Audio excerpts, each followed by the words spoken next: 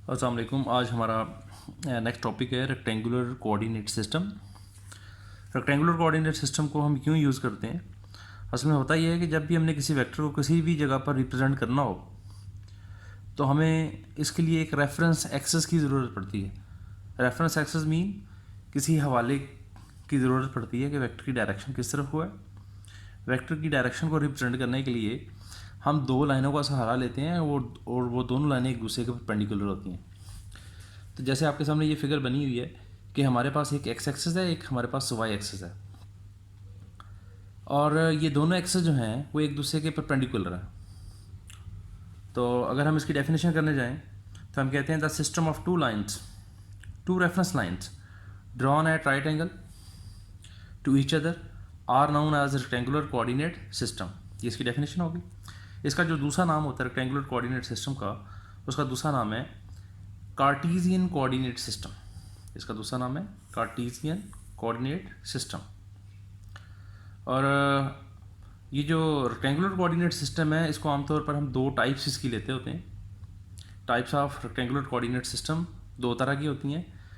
कुछ को हम कहते हैं 2 डायमेंशनल कोऑर्डिनेट सिस्टम और हम कुछ को कहते हैं 3 dimensional coordinate system. 2 dimensional coordinate system हम किस लिए यूज़ करते हैं कि जब हमने किसी वेक्टर को किसी प्लेन में रिप्रेजेंट करना हो। मतलब हमारे पास एक प्लेन है, मतलब दो एक्सेस के दरमियान जो चीज़ बनेगी उसको हम प्लेन बोलेंगे। अगर 3 एक्सेस हो किसी जगह पर, जैसे एक्स एक्सेस, वाई एक्सेस और जेड एक्सेस, यहाँ पर कोई चीज़ अगर हो तो उसको हम कहते हैं ये स्पेस में वाक़ है। तो प्लेन के हवाले से हम बात करते हैं 2 डायमेंशनल कोऑर्डिनेट सिस्टम में ये फॉर प्लेन के लिए इस्तेमाल होता है। इसके अंदर दो एक्सेस होते हैं, एक्स वाई, वाई जेड या जेड एक्स भी हो सकता है। और आमतौर पर फ़र्ज़ करो कि ये एक वेक्टर है, इसका नाम है वेक्टर डी। इसको हम रिप्रेजेंट कर रहे हैं ओ पी से। पी के जो कोऑर्डिनेट है उनका नाम है ए बी। ए क्या चीज़ है? ए जो है वो एक परपेंडिकुलर डिस्प्लेसमेंट है अलॉन्ग एक्स एक्सेस, और बी जो है वो एक परपेंडिकुलर डिस्प्लेसमेंट है अलॉन्ग वाई एक्सेस। जिसकी मदद से हम ये मालूम कर सकते हैं कि पॉइंट पी जो है वो इस ओरिजिन से कितनी दूर है। तो पॉइंट पी जो है वो इस ओरिजिन से कितना दूर है? A displacement along X axis और B displacement along Y axis. इसी तरह जब हम बात करते हैं 3 डायमेंशनल कोऑर्डिनेट सिस्टम की, 3 डायमेंशनल कोऑर्डिनेट सिस्टम आमतौर पर हम यूज़ करते हैं फॉर स्पेस। इसके अंदर 3 एक्सेस होते हैं, X axis, Y axis, Z axis. जैसे मैंने आपसे कहा कि ऊपर हम प्लेन में इसको इस्तेमाल करते हैं, तो नीचे वाला जो है ये हम स्पेस के लिए इस्तेमाल करें कि अगर कोई चीज़ किसी स्पेस में पाई जा रही है तो उसको लोकेट करने के लिए हम एक वेक्टर ड्रा करेंगे। यहाँ पर ऊपर वाली ही एग्जांपल मैं दोबारा ले रहा हूँ। इस वेक्टर का नाम है ओ पी। डी वेक्टर हमारा ये स्पेस में किसी पॉइंट को लोकेट कर रहा है, तो उस पॉइंट पी के जो कोऑर्डिनेट होंगे उनका नाम होगा ए, बी एंड सी। ए जो है वो परपेंडिकुलर डिस्प्लेसमेंट है अलॉन्ग एक्स एक्सेस, इसी तरह बी जो है वो अलॉन्ग वाई एक्सेस और सी जो है वो अलॉन्ग जेड एक्सेस होगा। इसके बाद हमारा जो अगला टॉपिक आ रहा है वो आपके पास आ रहा है addition of vectors by head to tail rule. मतलब जैसे हम अलजबरे में हम पढ़ते हैं, आमतौर पर हमने अगर कुछ डिजिट्स को, कुछ चीज़ों को ऐड करना तो हम अलजबरा इस्तेमाल करते हैं। जैसे मैं कहता हूँ ए को बी में ऐड किया जाए तो हम कहते हैं A plus B is equal to something. इसमें हम अलजबरा इस्तेमाल कर लेंगे। लेकिन वेक्टर्स को ऐड करने के लिए ये जो अलजबरे वाला मेथड है ये हम यूज़ नहीं करेंगे। इसके लिए एक स्पेसिफिक रूल है, उस रूल का नाम है हेड टू टेल रूल। जैसा कि आपको पता ही है कि एक वेक्टर की एक टेल होती है और एक हेड होता है। कैसे भला? वेक्टर, ये जो लाइन मैंने ड्रॉ की है, इसके जिस साइड पे एरो हेड होगा इसको हम वेक्टर का बोलेंगे हेड, और जिस तरफ ये जो दूसरा इसका जो हिस्सा होगा जहाँ पर एरो हेड नहीं है, इसको मैं कहूँगा ये इसकी टेल है। Tail of vector, head of vector. अब दो वेक्टर्स को मैंने ऐड करना है, तो दो वेक्टर्स को ऐड करने के लिए फिर मैं क्या करूँगा, ये देखिए उसी तरह जैसे मैंने आपको पीछे बताया है कि किसी भी वेक्टर को विदाउट रेक्टेंगुलर कोऑर्डिनेट सिस्टम हम ड्रा नहीं कर पाते। तो वेक्टर्स को ड्रा करने के लिए मैं क्या करूँगा, मैं दो लाइनें ड्रा करूँगा, एक अलॉन्ग एक्स एक्सेस, एक अलॉन्ग वाई एक्सेस। फिर मैंने एक वेक्टर ए लिया, ये हमारा वेक्टर ए है। इस वेक्टर ए में वेक्टर बी को ऐड करना है, तो कैसे करेंगे? हेड ऑफ इस तरीकाकार में, ये जो हेड टू टेल रूल है, इसके अंदर हम क्या करते हैं कि head of first vector combine इसको करते हैं टेल ऑफ सेकंड वेक्टर। और इसी तरह अगर हमारे पास एक तीसरा वेक्टर होगा उसका भी रूल यही होगा कि हेड ऑफ वेक्टर बी उसको जोड़ दिया जाएगा tail of vector C, so on. लेकिन यहाँ पर इस एग्जांपल में मैंने सिर्फ 2 ही वेक्टर्स को ऐड किया है, तो इसके अंदर हम क्या करेंगे, जाहिर है 2 वेक्टर ऐड हो रहे हैं तो उनका कोई रिजल्टेंट बी होगा। जैसे मैं कोई 2 नंबर ऐड करता हूँ, मैं कहता हूँ 4 + 5, तो आपके पास नंबर आ जाता है 9। इसी तरह जब हम 2 वेक्टर को ऐड करेंगे तो जाहिर है इनका कोई रिजल्टेंट भी आएगा, तो रिजल्टेंट को हम आर से रिप्रेजेंट करते हैं और ये बराबर होगा a + b के। अब रिजल्टेंट वेक्टर जो है वो किस तरह ड्रा किया करेंगे, रिजल्टेंट वेक्टर को ड्रा करने का तरीकाकार ये है कि रिजल्टेंट वेक्टर की टेल पहले वेक्टर की टेल के साथ और रिजल्टेंट वेक्टर का जो हेड होगा वो आखिरी वेक्टर के हेड के साथ कोइंसाइड होगा। तो ये तो था आपका addition of vector by head to tail rule. उसके बाद एक डेफिनेशन आ रही है हमारे पास, रिजल्टेंट वेक्टर क्या होता है। रिजल्टेंट वेक्टर को हम उर्दू में कहते हैं हासिल वेक्टर। रिजल्टेंट वेक्टर क्या होता है, जैसे ऊपर वाली फिगर में आपने देखा है कि रिजल्टेंट वेक्टर एक सिंगल वेक्टर होता है। ये देखें ना, यहाँ पर मैंने 2 वेक्टर लिए हैं ए और बी, ये एक दूसरे में ऐड हो रहे हैं by head to tail rule, तो इनका जो रिजल्टेंट होगा वो एक सिंगल वेक्टर होगा। तो डेफिनेटली बेशक हमारे पास 2 की बजाय 3, 4, 5 जितने मर्जी वेक्टर्स हों, उनका जो रिजल्टेंट होगा वो सिंगल वेक्टर ही होगा, जो सेम वही इफेक्ट रखेगा जो वेक्टर ए और बी रखते हैं। तो हम इसकी डेफिनेशन की तरफ चलते हैं। हम कहते हैं the some of 2 or more vectors is a single vector. जैसे हम आपको मैंने पहले बताया कि resultant vector always a single vector. जैसे मैंने यहाँ पर 2 नंबर ऐड किए, मैं कहता हूँ 4 + 5 = 9, तो जो रिजल्ट है वो सिंगल ही होता है हमेशा। एडिशन में रिजल्ट हमेशा क्या होता है, सिंगल। वैसे मल्टीप्लिकेशन में, डिवीजन में भी सिंगल ही होता है, लेकिन चूंकि यहाँ पर हम एडिशन पढ़ रहे हैं तो मैं उसी का हवाला दूंगा आपको।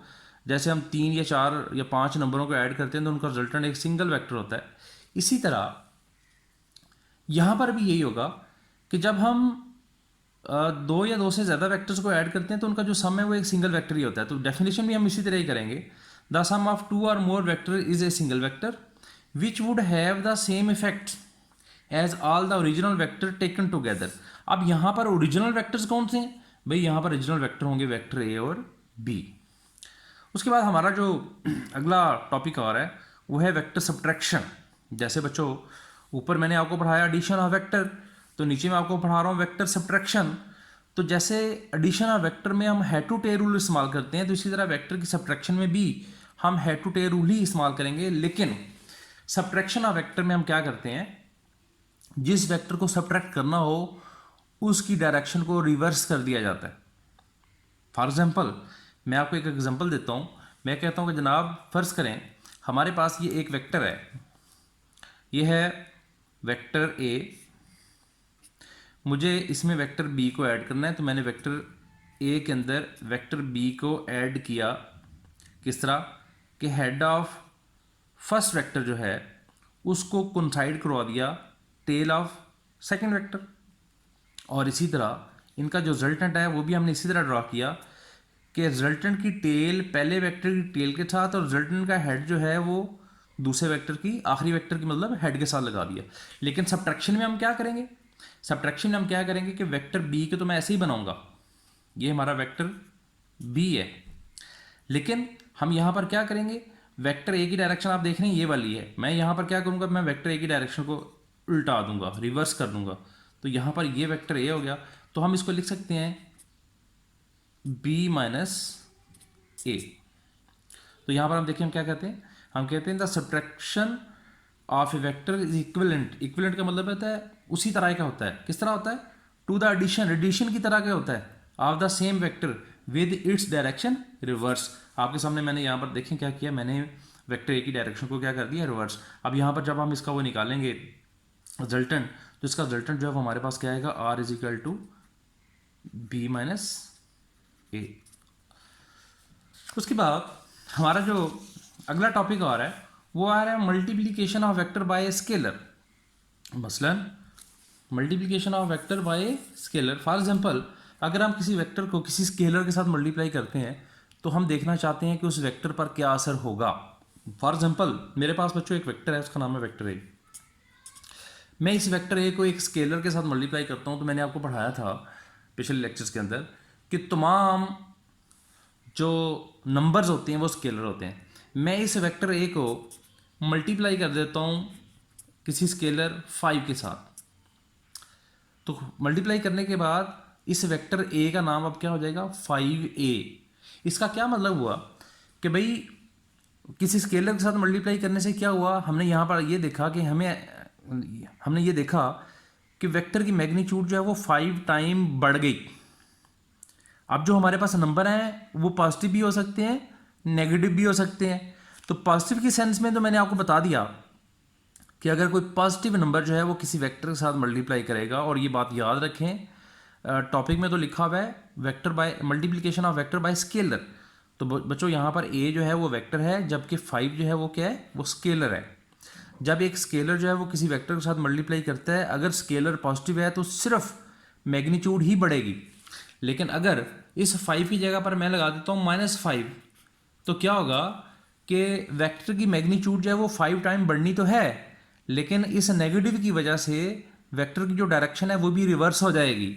फॉर एग्जांपल मेरे पास एक वेक्टर था ए वेक्टर, ये वेक्टर ए था बच्चों, मैंने इसको 5 के साथ मल्टीप्लाई किया, तो 5 के साथ मल्टीप्लाई करने पर इसकी मैग्नीट्यूड 5 टाइम बढ़ गई। ये तो था in case of positive number. अगर मैं इस पॉजिटिव नंबर की जगह पर एक नेगेटिव नंबर लेता हूँ, तो फिर क्या होगा, वेक्टर की मैग्नीट्यूड तो उतनी ही रहेगी, मतलब 5 टाइम ही रहेगी। लेकिन जब हम एक नेगेटिव स्केलर के साथ किसी वेक्टर को मल्टीप्लाई करते हैं, तो मैग्नीट्यूड के बढ़ने के साथ साथ वेक्टर की जो डायरेक्शन है वो भी रिवर्स हो जाती है। उसके बाद हमारा जो अगली जो डेफिनेशन आ रही है उसका नाम है यूनिट वेक्टर। इसके नाम से ही जाहिर है कि what is a unit vector. Unit का मतलब होता है एक, single. A vector whose magnitude is 1, ऐसा वेक्टर जिसकी मैग्नीट्यूड क्या हो, 1 हो, उसको हम क्या बोलते हैं, उसको हम कहते हैं यूनिट वेक्टर। डेफिनेशन क्या होगी इसकी, it is used to represent direction of vector. इसको हम इस्तेमाल करते हैं किसी भी वेक्टर की डायरेक्शन को रिप्रेजेंट करने के लिए। और इसको जाहिर है एक वेक्टर होता है, एक यूनिट वेक्टर होता है, तो दोनों को जाहिर करने का जो तरीका है, दोनों को रिप्रेजेंट करने का जो तरीकाकार है वो तो डिफरेंट होगा ही। तो हम क्या करते हैं, ऐसे वेक्टर जो यूनिट वेक्टर हों उनके ऊपर हम लगाते हैं एक अल्फ़ाबेट लिखकर, उसके ऊपर हम एक हैट, इसको हम हैट भी कहते हैं या इसको हम कैप भी कहते हैं, हैट या कैप, इसके ऊपर हम एक हैट लगा देंगे और इसको हम क्या पढ़ेंगे, ए हैट। इस वेक्टर को हम क्या पढ़ेंगे, ए हैट। तो अगर आपके पास एक वेक्टर हो और हमें कहा जाए कि जनाब इस वेक्टर का यूनिट वेक्टर मालूम करें, तो आपने क्या करना है कि उस वेक्टर को उसकी मैग्नीट्यूड पर क्या कर देना है, डिवाइड कर देना है। और फार्मूला आपके पास क्या आएगा, A hat is equal to vector over magnitude. तो बच्चों ये याद रखें कि जिस अल्फ़ाबेट के ऊपर हैट है ये आपका यूनिट वेक्टर है, ये आपका क्या है, यूनिट वेक्टर। जिसके ऊपर एरो लगा हुआ है, जिस अल्फ़ाबेट के ऊपर एरो है ये वेक्टर है, और जिसके ऊपर कोई चीज़ नहीं लगी हुई, मतलब ये लाइट फेस में लिखा हुआ है, कुछ भी नहीं है, ना ही एरो है ना ही कैप है, तो ये इसकी क्या होगी, ये इसकी मैग्नीट्यूड होगी। ठीक हो गया। अब यहाँ हम कहाँ इस्तेमाल करते हैं इसको, जो हमारा यूनिट वेक्टर है अलोंग एक्स एक्सिस आई से रिप्रेजेंट किया जाएगा, उसको हम पढ़ेंगे I hat small I, capital I नहीं लगाना बल्कि स्मॉल आई होगा। अगर आप कैपिटल आई यूज़ करेंगे तो वो गलत हो जाएगा, मतलब फर्ज करो आप कैपिटल आई लगा के उसके ऊपर ये हैट लगा दे तो ये गलत होगा। अलोंग वाई एक्सिस इसको हम जे हैट से शो कराते हैं, और इसी तरह अलोंग जेड एक्सिस इसको हम रिप्रेजेंट करते हैं के के साथ। तो ये था आज आपका एक लेक्चर जिसके अंदर बेसिक डेफिनेशन बताई गई हैं वेक्टर्स की और उसके रिलेटेड चीज़ों की। इंशाल्लाह अगला लेक्चर इसके बाद।